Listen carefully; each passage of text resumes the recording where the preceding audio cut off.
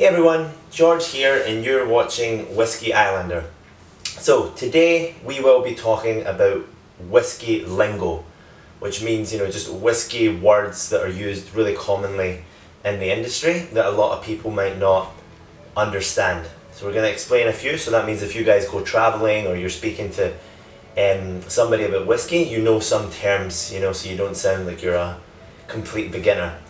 So let's start. We're going to give you 10 words, not too much. This one's going to be for beginners, and then we're going to do a next video in next month or something with more technical stuff, so about whiskey making and more complicated terms. So here we go. Number 1 is dram. So dram comes from Scotland, and it basically means a glass of whiskey, one pour of whiskey. It's a shot, but it's not a shot that you do like this. So if you order a dram of whiskey, or you say to someone, let's have a dram, that means let's have one glass of whiskey. And it's used really commonly in Scotland, and it's used in general in the whiskey industry nowadays. Now, number 2, we have cask. So a cask is the container, the wooden container, usually oak, that they put whiskey in to age. It's either called a cask or a barrel.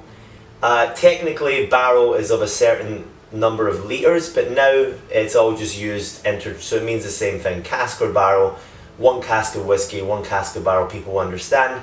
And it's, the round wooden, with the flat tops container that you hold whiskey in. Number 3 is again with cask. Number 3 is cask strength. So that's used to describe a certain category of whiskey that is usually much stronger than normal. So here you have a single malt, for example. This is at 40%.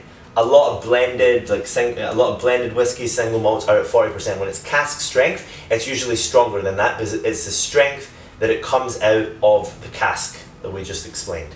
So it's not diluted with water like this one is after it comes out. It's bottled right at cask strength. So cask strength whiskies are usually stronger whiskies. It can be 45, 50, 55%. Now, number 4, we have malt. So single malt, malted whiskey, blended malt. Malt is one of the main ingredients used for single malt whiskey, obviously, and other types of whiskey. It's malted barley, so it's barley that you use to make bread and flour, and it goes through a process. So they put it in water, it starts to grow, and just as it starts to grow, they dry it with really hot air to stop it. This is the process that allows the barley to be used to extract sugars and eventually make whiskey. We don't want to get too technical. But malt is one of the main ingredients that's used in whiskey, and it's a good term to know. Now, number 5, we have peat. So peat is a good way to describe it is smoke, like smoky whiskey. But that's not the right term. When you're talking to a whiskey expert, you'll say peated whiskey. So it's whiskey. Peat is basically decayed vegetation that is used as a source of fuel to burn. So they burn the peat underneath the barley that we just talked about, the malt, and when the smoke goes up into the barley, it infuses with the barley, and it gives whiskey that really smoky flavour that we find with a lot of Scotch whiskies from the island of Islay. So Lafroig, Ardbeg, all of them, they're peated whiskies. But the best way to describe that for a beginner is smoky, earthy, that intense flavour. That's peat.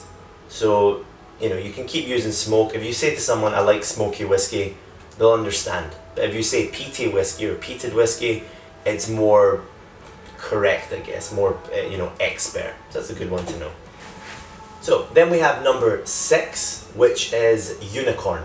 So we all know, unicorns, like the horses with the big horn on their face. But in the whiskey industry, that means like a really rare bottle that you find at a decent price. So if you go to the liquor store, and I can say, I went to the liquor store yesterday and I found a unicorn. That means I found a really rare bottle at like a decent price. Then we have number 7, which is sherry bomb.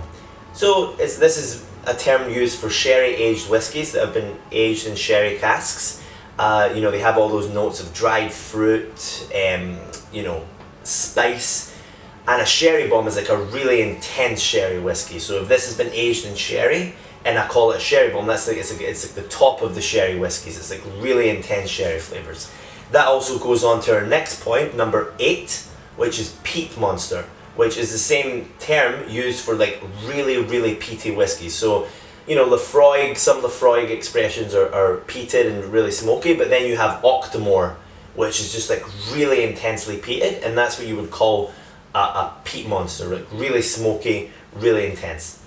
Then we have number 9, which goes into a new category of whiskey that's called independent bottlings. So basically an independent bottling is when a company, they buy a cask, a barrel from a distillery, they put their brand on it, and they bottle it and they release it. So a really big one, a good example in Scotland is Gordon and MacPhail.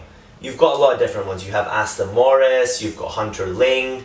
These companies all buy casks, they have their own brand, they bottle it and they release it. So if you ever see a bottle of Macallan or Glendronach or some kind of famous whiskey, but it's in a different kind of bottle, different kind of label, that might be an independent bottling. So that's like a completely different category of whiskey.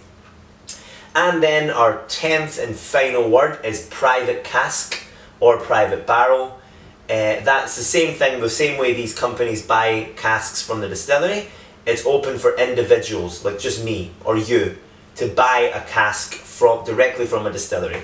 And when you buy it, the distillery usually keeps it at their warehouse, you get a certificate, and then in like 10, 20 years if you want, you can bottle it, or you can sell it on to the next investor when the price has gone up since it's an older whiskey. That's a private cask.